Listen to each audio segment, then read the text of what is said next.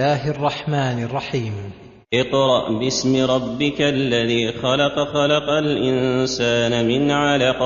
هذه السورة أول السور القرآنية نزولا على رسول الله صلى الله عليه وسلم، فإنها نزلت عليه في مبادئ النبوة، إذ كان لا يدري ما الكتاب ولا الإيمان، فجاءه جبريل عليه الصلاة والسلام بالرسالة وأمره أن يقرأ، فامتنع وقال: ما أنا بقارئ، فلم يزل به حتى قرأ، فأنزل الله عليه: اقرأ باسم ربك الذي خلق، خلق الإنسان من علق. اقرأ باسم ربك الذي خلق عموم الخلق، ثم خص الإنسان وذكر ابتداء خلقه من علق.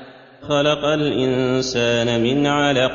فالذي خلق الإنسان واعتنى بتدبيره لا بد أن يدبره بالأمر والنهي، وذلك بإرسال الرسول إليهم وإنزال الكتب عليهم، ولهذا ذكر بعد الأمر بالقراءة خلقه للإنسان، ثم قال: اقرأ وربك الأكرم الذي علم بالقلم.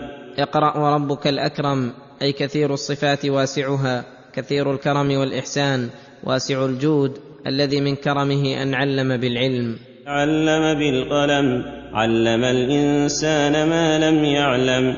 فإنه تعالى أخرجه من بطن أمه لا يعلم شيئا، وجعل له السمع والبصر والفؤاد، ويسر له أسباب العلم، فعلمه القرآن، وعلمه الحكمة، وعلمه بالقلم الذي به تحفظ العلوم وتضبط الحقوق، وتكون رسلا للناس تنوب مناب خطابهم. فلله الحمد والمنة، الذي أنعم على عباده بهذه النعم التي لا يقدرون لها على جزاء ولا شكور، ثم من عليهم بالغنى وسعة الرزق. كلا إن الإنسان ليطغى أن رآه استغنى، إن إلى ربك الرجعى.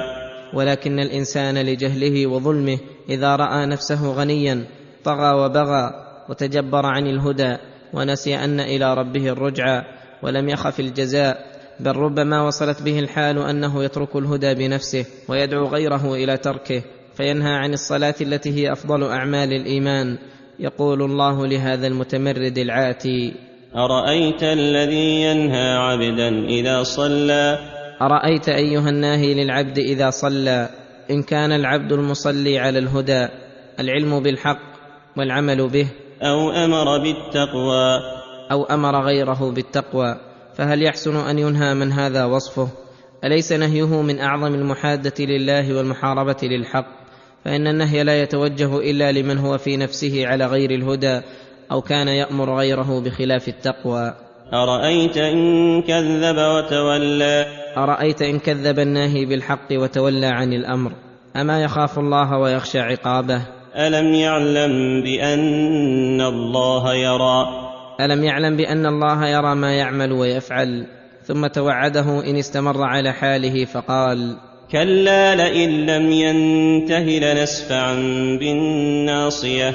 كلا لئن لم ينته عما يقول ويفعل لنسفعا بالناصية، أي لنأخذن بناصيته أخذا عنيفا، وهي حقيقة بذلك، فإنها ناصية كاذبة خاطئة، أي كاذبة في قولها خاطئة في فعلها. فليدع ناديه سندع الزبانية. فليدع هذا الذي حق عليه العقاب ناديه، أي أهل مجلسه وأصحابه ومن حوله، ليعينوه على ما نزل به. سندع الزبانية، أي خزنة جهنم، لأخذه وعقوبته، فلينظر أي الفريقين أقوى وأقدر. فهذه حالة الناهي وما توعد به من العقوبة. وأما حالة المنهي فأمره الله ألا يصغي إلى هذا الناهي ولا ينقاد لنهيه، فقال: كلا لا تطعه واسجد واقترب. كلا لا تطعه، أي فإنه لا يأمر إلا بما فيه خسارة الدارين، واسجد لربك واقترب منه في السجود وغيره من أنواع الطاعات والقربات، فإنها كلها تدني من رضاه وتقرب منه. وهذا عام لكل ناه عن الخير ومنهي عنه، وإن كانت نازلة في شأن أبي جهل حين نهى رسول الله صلى الله عليه وسلم عن الصلاة وعبث به وآذاه. ذكر المصنف رحمه الله في هذه الجملة تفسير السورة الخامسة من طرفي المصحف الشريف، وهي سورة العلق، وتسمى أيضا سورة اقرأ، تسمية لها بأول كلمة فيها، والمواضع المحتاجة للتقرير عليها 5. فالموضع الأول قوله في تفسير قوله تعالى: اقرأ باسم ربك الذي خلق، عموم الخلق، ثم خص الإنسان وذكر ابتداء خلقه من علق، انتهى كلامه، أي أن الخلق المذكور في السورة وقع مرتين، تارة عاما في قوله الذي خلق أي كل مخلوق، ووقع خاصا في قوله خلق الإنسان، فالإنسان من أفراد المخلوقات. وذكر الخاص بعد العام يكون كما تقدم ليش؟ لداع أوجبه، والداعي الموجب لذكر الخاص هنا هو المذكور في قوله: لا بد أن يدبره بالأمر والنهي، وذلك بإرسال الرسل وإنزال الكتب، ولهذا أتى بعد الأمر بالقراءة بخلقه الإنسان، انتهى كلامه، أي لكون هذا المخلوق هو الذي يتوجه إليه خطاب الأمر والنهي بإرسال الرسل وإنزال الكتب.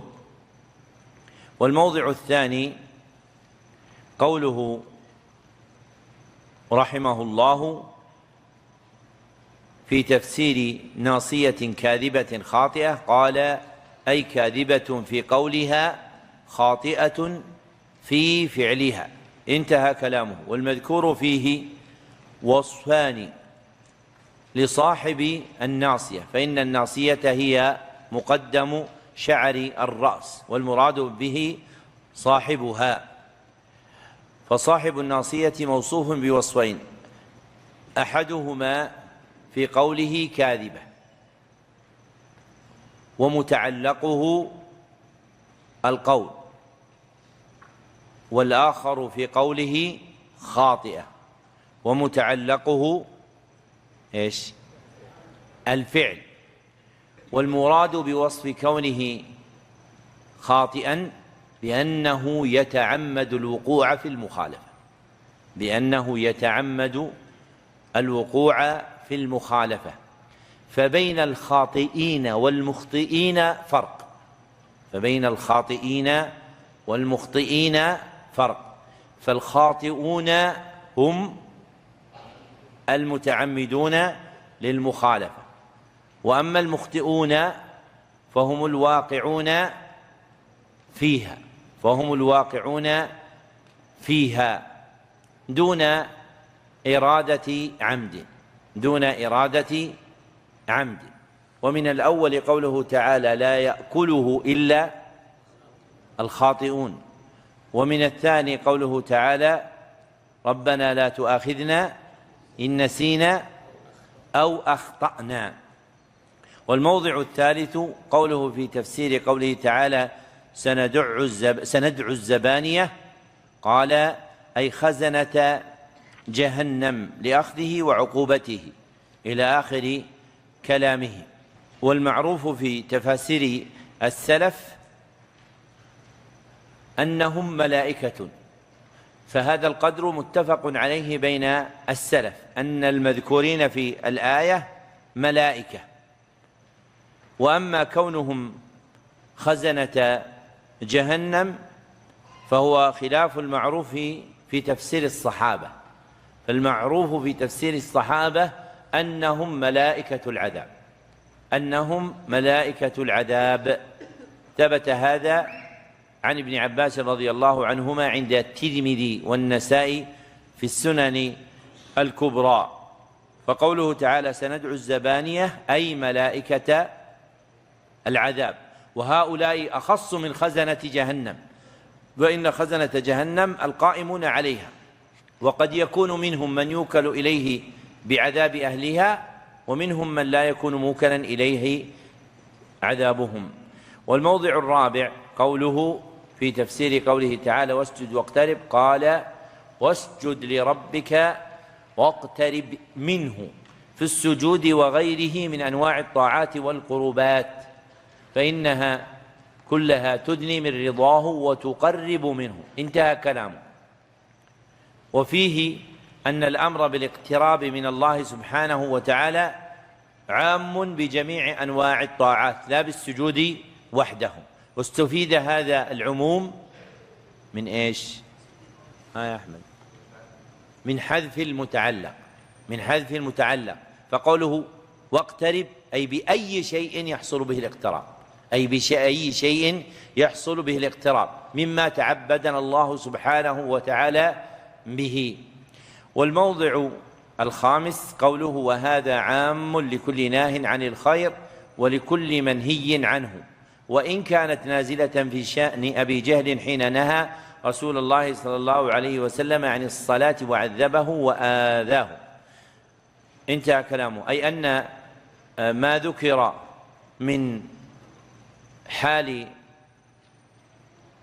الناهي عن الخير ومن نهي عنه في الآية من الوعيد الشديد للناهي عن الخير ومن الأمر الرشيد للمنهي عنه بتهديد ذلك الناهي وإرشاد المنهي إلى الثبات على ما هو عليه من الطاعة، عام في كل الأفراد، فلا يختص بتعلق ذلك بالنبي صلى الله عليه وسلم مع أبي جهل. وهذا يشار إليه بقولهم العبرة بعموم اللفظ لا بخصوص السبب. نعم.